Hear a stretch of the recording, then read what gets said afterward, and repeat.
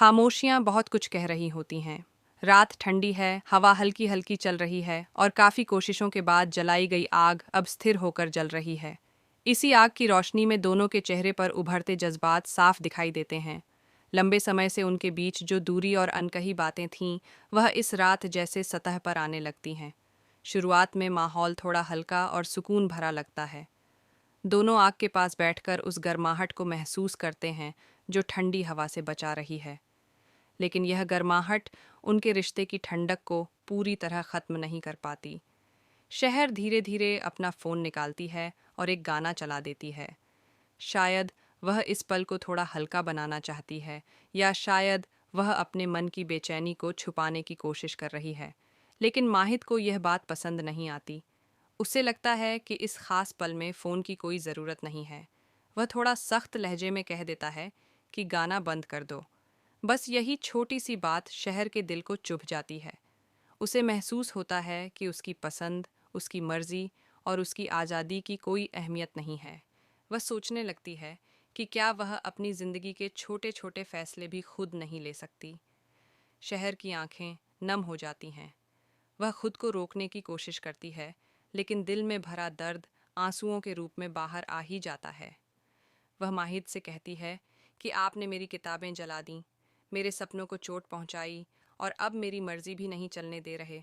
उसके शब्दों में शिकायत है, गुस्सा है और कहीं ना कहीं टूटे हुए भरोसे की झलक भी है।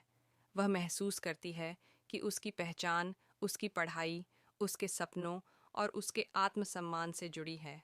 जब उन चीज़ों को नुकसान पहुंचता है तो उसे लगता है जैसे उसकी पूरी दुनिया हिल गई हो। माहिद उसकी बात सुनकर पहले थोड़ा झुंझला जाता है, लेकिन फिर खुद को संभालता है। वह समझाने की कोशिश करता है कि उसका इरादा उसे चोट पहुंचाने का नहीं था। वह कहता है कि तुम हर वक्त किताबों और पढ़ाई की ही बात करती रहती हो। तुम्हारी दुनिया जैसे उन्हीं पन्नों में सिमट गई है। मुझे लगता है कि कहीं मैं तुम्हारी जिंदगी में पीछे छूट न जाऊं। उसके शब्दों में असुरक्षा झलकती है। वह यह भी कहता है कि मैं तुम्हारे सपनों के खिलाफ नहीं हूँ। मैं चाहता हूँ कि तुम आगे बढ़ो, कामयाब हो, लेकिन रिश्ते में संतुलन भी ज़रूरी है। शहर उसके इस तर्क को सुनती है, लेकिन उसका दर्द अभी कम नहीं हुआ है। उसे लगता है कि सपनों और रिश्तों के बीच चुनाव करना क्यों ज़रूरी हो जाता है। क्या कोई लड़की अपने सपनों को जीते हुए भी एक मजबूत रिश्ता नहीं निभा सकती? आग की लपटें उनके बीच जल रही हैं, जैसे उनके दिलों में जलती हुई उलझनें। दोनों के बीच खामोशी छा जाती है। यह खामोशी शब्दों से ज्यादा भारी है। उधर दूसरी तरफ नाजिमा और फूफी जान अपनी साजिशों में लगी हुई हैं। उन्हें इस बात से सुकून नहीं है कि शहर और माहिद एक दूसरे के करीब आ रहे हैं। वे चाहती हैं कि दोनों के बीच गलत फहमियाँ और बढ़ें। उनके मन में कई तरह की योजनाएं चल रही हैं। वे जानती हैं कि रिश्ते की नींव अगर कमज़ोर हो जाए तो उसे गिराना आसान होता है। इसी सोच के साथ वे हालात को अपने हिसाब से मोड़ने की कोशिश कर रही हैं। कौसर भी इस पूरी कहानी में एक अहम किरदार बनकर उभर रही है। वह शहर और माहिद को ढूंढने के लिए बेचैन है। उसे लगता है कि अगर वह समय रहते दोनों तक पहुंच गई तो शायद कोई बड़ा हादसा टल सकता है। उसकी बेचैनी इस बात का संकेत है कि आने वाले समय में कहानी और भी पेचीदा होने वाली है। बॉनफायर की रात धीरे धीरे गहराती जाती है। आग की लपटें अब धीमी हो रही हैं, लेकिन शहर और माहिद के दिलों में उठती हलचल कम नहीं होती। शहर सोचती है कि क्या माहिद कभी सच में उसके सपनों को समझ पाएगा?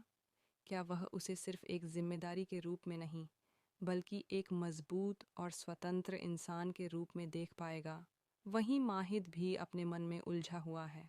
उसे डर है कि कहीं शहर की महत्वाकांक्षाएं उसे उससे दूर न कर दें। इस रात का सबसे खास पहलू यह है कि दोनों के बीच पहली बार इतने खुले तरीके से बातें हो रही हैं। भले ही लहजा कभी कभी कड़वा हो जाता है, लेकिन सच्चाई सामने आ रही है।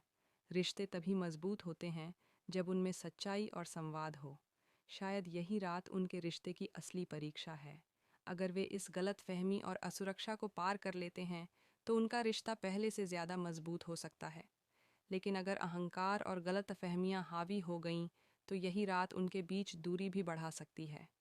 आने वाले दिनों में यह देखना दिलचस्प होगा कि क्या शहर अपने सपनों के साथ समझौता करेगी या माहिद अपने नज़रिए में बदलाव लाएगा।